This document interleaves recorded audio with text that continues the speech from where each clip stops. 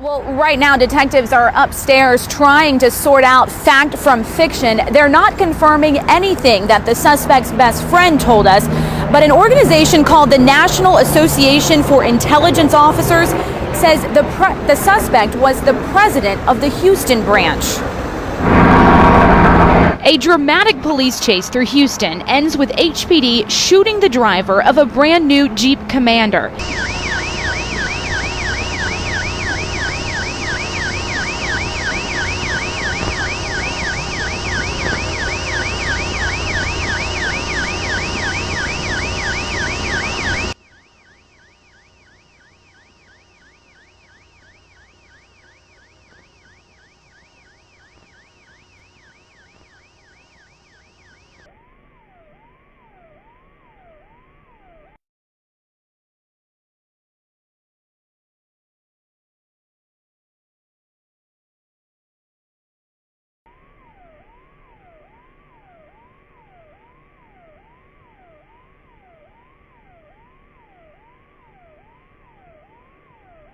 One of the officers saw, on the passenger side, saw the suspect reach down and make an obvious and overt movement underneath the seat.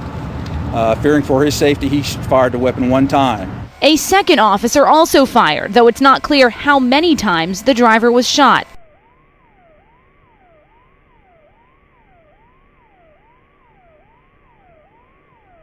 You see, Helfman says the suspect in the police chase was a national intelligence officer who spoke 7 languages and often showed up at law enforcement fundraisers, though never allowed himself to be photographed. The Jeep he was driving is registered to something called the National Security Command Center. He definitely was a CIA agent. Randall Callanan represents Carnaby's wife. If the case makes it to trial, he plans to call Secret Service agents, FBI agents, even former President George H.W. Bush. In court documents, Callanan writes, quote, President Bush, former CIA director, is expected to testify regarding his prior associations and personal acquaintance with Mr. Carnaby and regarding Mr. Carnaby's involvement in uncovering 2 assassination plots against President Bush. A spokesman for the former president did not know enough about the case to comment, but Callanan says the testimony will prove Carnaby first fled from police because he had confidential CIA information in his car. And of course, he knew he was doing nothing wrong, so at that point, he knew it was an unlawful arrest. The facts show it was an unlawful arrest, and since he is in the CIA, he needs to protect his information and his sources, and he fled. Police found 3 weapons in the Jeep. They say one was within reach of the suspect when officers shot him.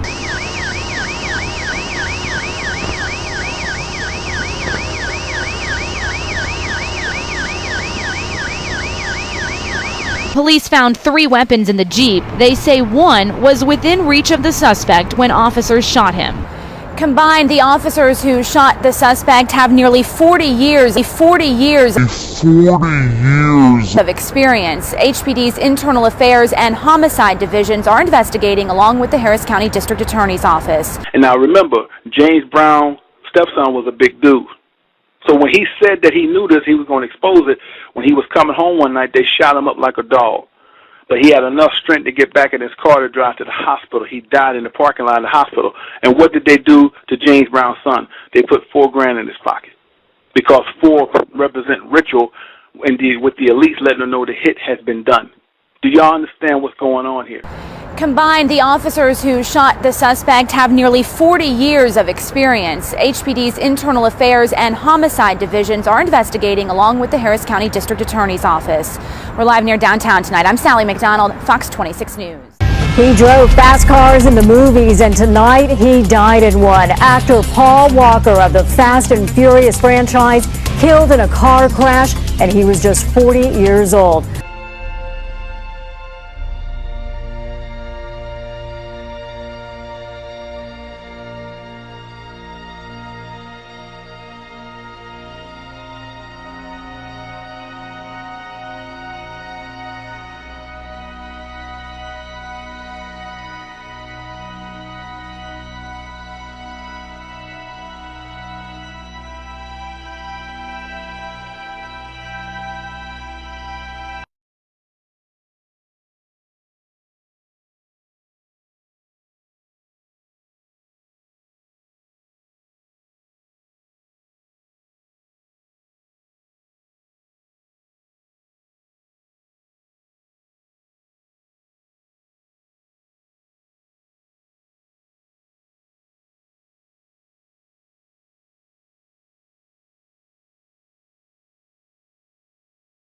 He drove fast cars in the movies, and tonight he died in one. Actor Paul Walker of the Fast and Furious franchise killed in a car crash, and he was just 40 years old. And we have breaking news now. The son of former New Jersey Governor John Corzine has died. Jeffrey Corzine, seen here with his sister back in 2007, was 31 years old. At this point, the Corzine family is not saying where or when or how he died. Jeffrey Corzine was the youngest of the Corzine's 3 children. She was the acid-tongued queen of comedy. Famed for her acerbic wit, Joan Rivers was a multifaceted performer, an actress, author, commentator and director, but best known for her stand-up. You're talking to a lady over here! Her observations were merciless and her comic timing perfect. She was unafraid to be cruel and proud to be honest.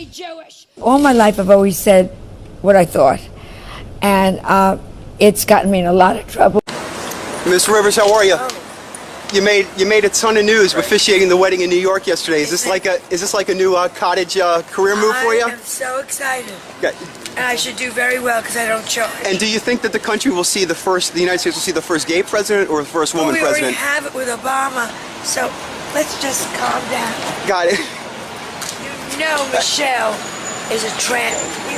I'm sorry, she's a what? A transgender. We all know. Oh my gosh. Oh gosh. It's okay. Rivers died this afternoon, surrounded by family and friends at Mount Sinai Hospital. She was rushed there last Thursday.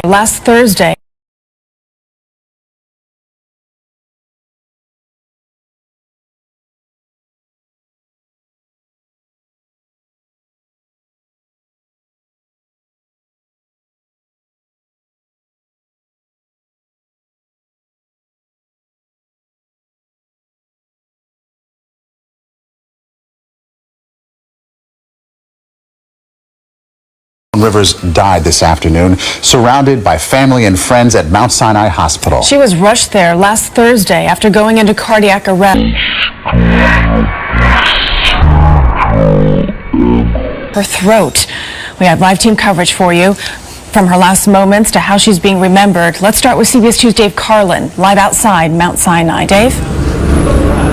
Maurice and Christine, we have some poignant details about Joan Rivers' final hours. She was in a private room on the 11th floor, and to make it more comfortable for her, her own decorator was allowed to come in and make it cozy and actually make the room more homey. We also understand that her family, of course, was there, but also her beloved dogs were allowed to be up there with her. I'm shocked she's dead. Joan Rivers' death was announced in this statement by daughter Melissa. She passed peacefully at 1:17 p.m. She was in a private room on the 11th floor. Joan Rivers was a brilliant comedian. I loved her staunch support of Israel. Melissa Rivers ended her statement.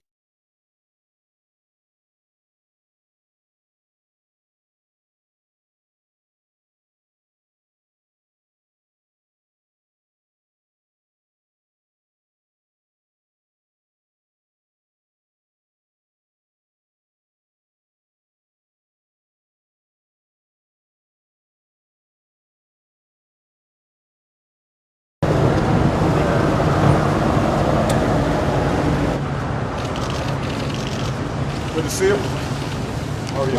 First Minister for Wales.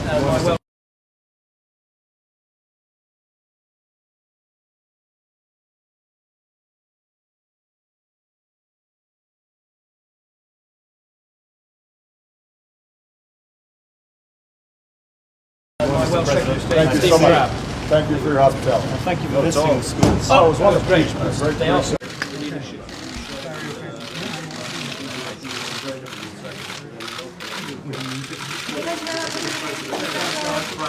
There was unanimity over the last 2 days that ISIL poses a significant threat to NATO members. Prince Charles hosted a Welcome to the World of Wales reception at the venue of the NATO summit in Newport on Thursday. The event at the Celtic Manor Resort Hotel was organised to promote Wales and to thank the local community for welcoming the NATO leaders and world media. Among the leaders greeted by Prince Charles were German Chancellor Angela Merkel and US President Barack Obama.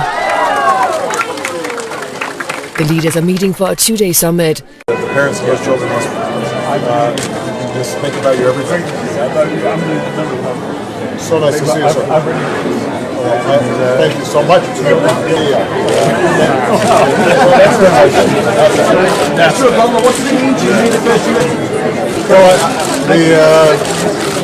You can see the extraordinary beauty, the wonderful people, the great hospitality.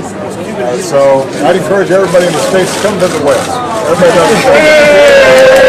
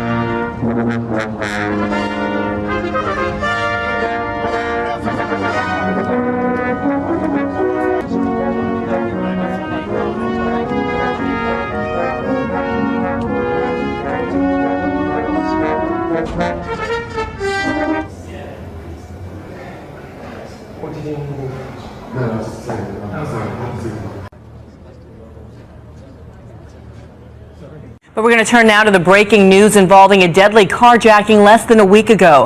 A $40,000 reward was offered for the killers who shot a man outside shopping with his wife at a mall in New Jersey. WABC TV's Matt Kozar has the latest. Matt. Bianna, this morning, prosecutors will be briefing the media on these 4 suspects who were taken into custody. Authorities launched a massive search for the killers. There was even a significant reward for information leading to an arrest.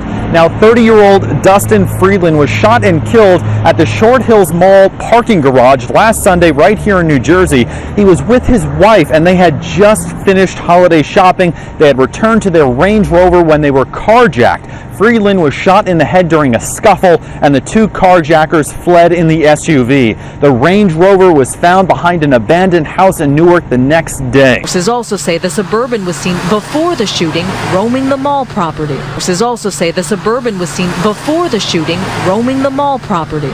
Before the police came, I just heard like a car like zooming out of the parking lot because it's echoes, like you hear everything. I just heard like swerving. Just more than 2 hours earlier that same evening in nearby South Orange, the owner of a 2014 Land Rover was carjacked right outside his home. Police say 3 masked men armed with guns robbed the SUV's owner but didn't harm him. Hours earlier that same evening in nearby South Orange, the owner of a 2014 Land Rover was carjacked right outside his home. Police say 3 masked men armed with guns robbed the SUV's owner but didn't harm him. Police are looking into the possibility the incidents are connected. Dustin Friedland was a lawyer, as is his wife. The couple married 2 years ago and had just bought and moved into an apartment in this building in Hoboken. Those who knew and worked with Friedland are stunned and saddened. A carjacking less than a week ago. A $40,000 reward was offered for the killers who shot a man outside shopping with his wife at a mall in New Jersey. This morning in the investigation into the death of actor Philip Seymour Hoffman. Vanina Nair is here with how police made several arrests in a raid last night. Vanina, good morning.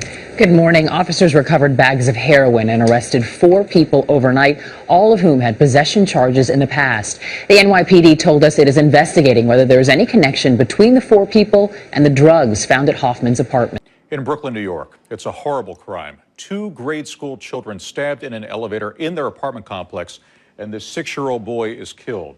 Now, this boy happens to be the cousin of Chicago Bulls power forward Taj Gibson. And in an emotional post on Twitter, Gibson wrote, "They killed my little Superman. R.I.P. PJ, only 2 more weeks until your 7th birthday. tears forever. PJ and his best friend, 7-year-old Michaela Capers, were playing outside Sunday night, went upstairs to get a snack, but were met by a man who police say cornered them in the tiny elevator and stabbed each child repeatedly. PJ stumbled off at the fourth floor. Fingerprint dust now covers the place he took his last breath. Hundreds gathered at the boy's funeral on Friday morning, including Mayor de Blasio. But de Blasio, who calls Sharpton family, is sticking by his buddy. Doesn't change the relationship one bit. I'm very proud to be his friend. I think he has done a lot of good for the city of New York and for this country.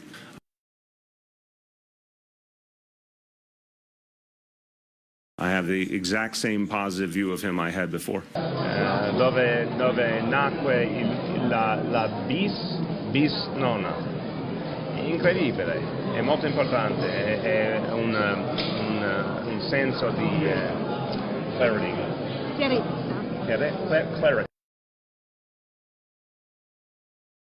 Friday morning, including Mayor de Blasio, other elected officials, and the head coach of the Chicago Bulls, seen here on the left. PJ's cousin is Bulls forward Taj Gibson. It's going to be real hard, just having that young face running around the barbecues, always saying, pick me up. PJ was stabbed to death Sunday in an elevator at the Boulevard Houses in East New York. We're going to turn out tonight's top story. An angry crowd waiting for a child murder suspect tonight. Daniel St. Hubert charged with the murder of 6-year-old PJ Avito and the attempted murder of a 7-year-old girl. Right now, he's at the courthouse. That's where Eyewitness News reporter Josh Einiger is in downtown Brooklyn with new information. Josh. And Liz, just in the past half hour, I was in the courtroom as Daniel St. Hubert appeared before a judge for the first time. Let's show you video from that arraignment as prosecutors read the charges, calling them vicious and heinous, these crimes. And you can actually see St. Hubert briefly and imperceptibly shake his head as if to say no as the prosecutor laid out this case. We learned new details, including how eyewitnesses watched St. Hubert enter the building at the Boulevard Houses along with these two kids. And a few minutes later, he ran out, falling on his way, then picked himself up and kept running. And at the very spot where he had fallen, prosecutors say that's where police found the bloody knife. And on the handle of that knife, DNA that matched the violent career criminal.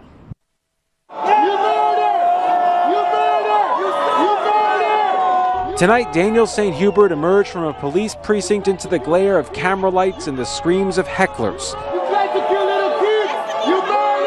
And for the briefest of moments, he appeared to wink. For the briefest of moments, he appeared to wink.